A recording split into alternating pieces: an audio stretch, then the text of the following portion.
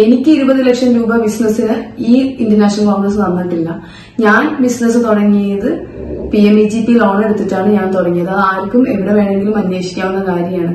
പിന്നെയും ജീവിക്കാൻ വേണ്ടി കഷ്ടപ്പെടുന്ന ആൾക്കാരുടെ മേലേക്ക് ഇവര് കുതിര കയറാൻ വരരുത്. അത് മാത്രമേ ദൈവത്തിനോർത്ത് എനിക്ക് പറയാനുള്ളൂ.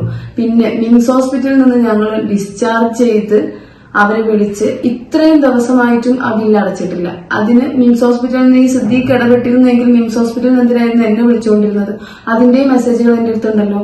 പ്ലീസ് അപ്ഡേറ്റ് വേണം എന്ന് പറഞ്ഞിട്ട് അവിടുന്ന് അവരുടെ സ്റ്റാഫ് എന്നെ മെസ്സേജ് അയക്കുകയും വിളിക്കുകയും ചെയ്തിട്ടുണ്ടായിരുന്നു. അതെന്തിനായിരുന്നു?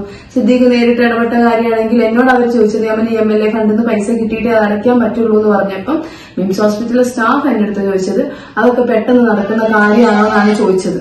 കാരണം ഈ ഇഷ്യൂസ് ഒന്നും അവർക്ക് അറിയില്ലായിരിക്കും.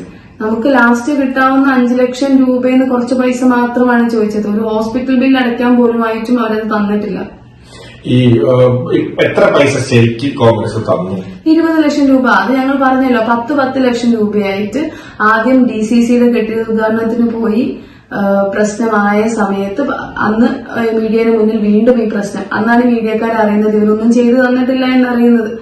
അതിനുശേഷം ഉപസമിതി പോയതിനു ശേഷം ഉപസമിതി പോയി കുറെ ലാഗ് വന്നു. അതിനിടയ്ക്കൊന്നും ഇവര് പൈസ തന്നിട്ടില്ല. പിന്നെ ഒരു 10 ലക്ഷം രൂപ DCCയുടെ ഈ കെട്ടിടോദ്ഘാടനത്തിന് സമയത്ത് കോഴിക്കോട് ഞങ്ങൾ പോവുകയും സിദ്ദീഖിനെ നേരിട്ട് കാണാൻ ശ്രമിക്കുകയും ചെയ്തപ്പം സിദ്ദീഖും അനിൽകുമാറും കൂടെ കോഴിക്കോട് വെച്ച് ഞങ്ങളെ കണ്ടു, സംസാരിച്ചു. 10 ലക്ഷം രൂപ അതിന്റെ 2 ദിവസം കഴിഞ്ഞിട്ട് കോഴിക്കോട് DCCന്റെ ചെക്കാണ് തന്നത്, അല്ലാതെ ഇവിടത്തെ ഒന്നുമല്ല തന്നത്.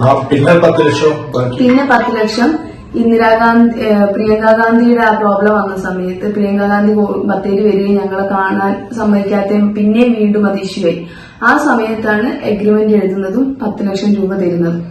പിന്നെ എഗ്രിമെന്റിൽ അവര് പറഞ്ഞത് നിങ്ങൾക്ക് തന്നെ ഒരു കാര്യം ശ്രദ്ധിച്ചറിയാം, അന്ന് വന്നിട്ട് വിജയന്റെ ബാധ്യതകളെല്ലാം തീർക്കുമെന്ന് പറഞ്ഞ് മീഡിയയ്ക്ക് മുന്നിൽ ഈ തിരുവഞ്ചൂർ ആയിക്കോട്ടെ, സണ്ണി ജോസഫ് ആയിക്കോട്ടെ, ജയന്ത ആയിക്കോട്ടെ, TN പ്രതാപൻ ആയിക്കോട്ടെ, ഈ 4 പേരും അവര് തന്ന ഉറപ്പാണത്. അത്ര മീഡിയന് മുന്നിൽ നിന്നാണ് അവര് പറഞ്ഞത്. അങ്ങനത്തെ അവര് ഞങ്ങളെ രഹസ്യമാക്കി ഞങ്ങളോട് പറഞ്ഞു ഇത്രയും കാര്യങ്ങളെ ചെയ്തു തരാൻ പറ്റുള്ളൂ, എല്ലാ ബാധ്യതകളും ഏറ്റെടുക്കാൻ പറ്റില്ല. അതിനും സമ്മതിച്ചവരാണ് ഞങ്ങള്.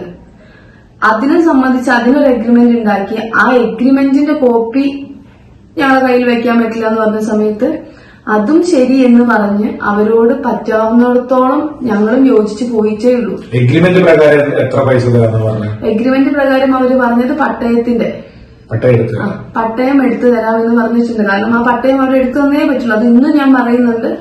ആ പട്ടയം എന്തിനാണ് അച്ഛൻ വെച്ചതെന്ന് അച്ഛൻ വ്യക്തമായിട്ട് എത്ര രൂപയ്ക്ക് എന്തിന് ഏത് ബാങ്കിൽ ഏത് ഡേറ്റിന് വെച്ചു എന്നുള്ളത് അച്ഛന്റെ കത്തിൽ വ്യക്തമായിട്ട് എഴുതിയതാണ്. ഈ പട്ടയം എടുക്കണമെങ്കിൽ എത്ര രൂപ? അത് അച്ഛൻ 45 ലക്ഷം രൂപയ്ക്കാണ് 2019 അത് വെച്ചിരിക്കുന്നത്. ബത്തേരി അർബൻ ബാങ്കിലാണ് വെച്ചിരിക്കുന്നത്. അത് ഇന്നിപ്പോ 60 ലക്ഷം രൂപയോളായിട്ടിരിക്കുന്നുണ്ട്. ഈ എഗ്രിമെന്റിൽ പറഞ്ഞ കാര്യങ്ങൾ എന്തൊക്കെയാ?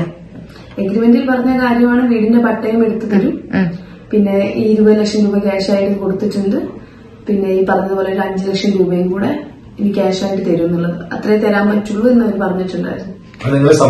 സമ്മതിച്ചു. ഈ ഭീഷണിപ്പെടുത്തുന്ന ഒരു സംഭവം ഉണ്ടായിട്ടുണ്ടോ?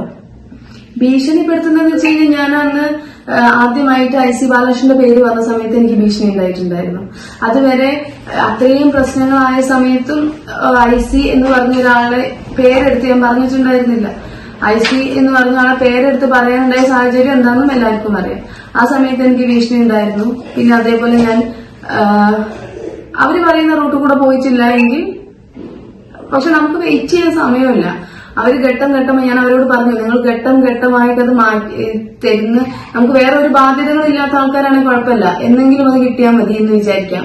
പക്ഷെ ഞങ്ങൾക്ക് ആ പട്ടയം എടുത്തിട്ട് വേറെ പല കാര്യങ്ങളും ചെയ്തു തീർക്കാനുണ്ട്. ഇവര് പറയുന്നുണ്ടല്ലോ അർബൻ ബാങ്കിൽ നിന്ന് ഞങ്ങളെ ഭീഷണിപ്പെടുത്തുന്നില്ല എന്ന്, വേറെ ബാങ്കുകാരൊന്നും ഞങ്ങളടുത്ത് ചോദിക്കുന്നില്ല എന്നുള്ള ഇവരുടെ വിചാരം. അല്ലെങ്കിൽ അച്ഛൻ കൊടുക്കാനുള്ള വ്യക്തികൾ ഞങ്ങളടുത്ത് ചോദിക്കുന്നില്ല. അതിനൊന്നും ഇവർക്ക് മറുപടി പറയാനില്ലേ? ഇതിനകത്ത് KPCC പ്രസിഡന്റ് പറഞ്ഞതും സിദ്ദിഖ് പറഞ്ഞതിലും രണ്ട് രീതിയിലാണ്. അതേപോലെ അതിലൊരു വ്യക്തത വേണം. അതെ, ഒരാൾ പറയുന്നു കരാറില്ല, അങ്ങനത്തെ ഒരു കരാറും ഉണ്ടാക്കിയിട്ടില്ല എന്ന്. അവർക്ക് പറയാൻ പറ്റുമോ കരാറുണ്ടാക്കിയിട്ടില്ല എന്ന്? കാരണം ഞങ്ങളടുത്ത് സിദ്ദീഖ് പറഞ്ഞത് KPCCയിൽ സണ്ണി ജോസഫിന് ഇത് പഠിക്കാൻ കൊണ്ടുപോയി എന്നാണ് പറഞ്ഞത്. അങ്ങനത്തെ ആള് ഈ കരാറേ ഇല്ല എന്ന് പറയുന്ന സമയത്ത് തന്നെ അവരതിന് എന്ത് വില കൊടുത്തു എന്ന് നമ്മൾ മനസ്സിലാക്കണം. ഒരു പാർട്ടിനെ വിശ്വസിച്ച് പോയ ഒരു തെറ്റ് മാത്രമേ ഞങ്ങൾ ചെയ്തിട്ടുള്ളൂ. ഇനിയിപ്പോ അടുത്ത് എന്താ നിങ്ങൾ പാർട്ടിയായിട്ട്? എനിക്ക് ഈ ഒരു പാർട്ടിയിൽ വിശ്വാസമല്ല. കാരണം ഇനി വിശ്വസിക്കാൻ പറ്റില്ല. അതിലൊരാളെ പോലും വിശ്വസിക്കാൻ പറ്റില്ല. ഇനി ഒരു കോംപ്രമൈസ് സ്റ്റോക്കും ഒന്നുമില്ല. ഈ 20 ലക്ഷം രൂപ നിങ്ങൾ ബിസിനസ്സിനല്ല പറഞ്ഞു, അത് കടം വീട്ടാനാണോ? അതെ, 2 പ്രാവശ്യം ചെക്കായിട്ടാണ് അവർ തന്നത്. 10 ലക്ഷം രൂപ അവർ ചെക്കായിട്ടാണ് അവർ തന്നത്. അവരന്വേഷിച്ചോട്ടെ, എന്റെ ബിസിനസ്സിലേക്ക് അത് ഇറക്കിയിട്ടുണ്ടോ എന്ന് അവരന്വേഷിച്ചോട്ടെ.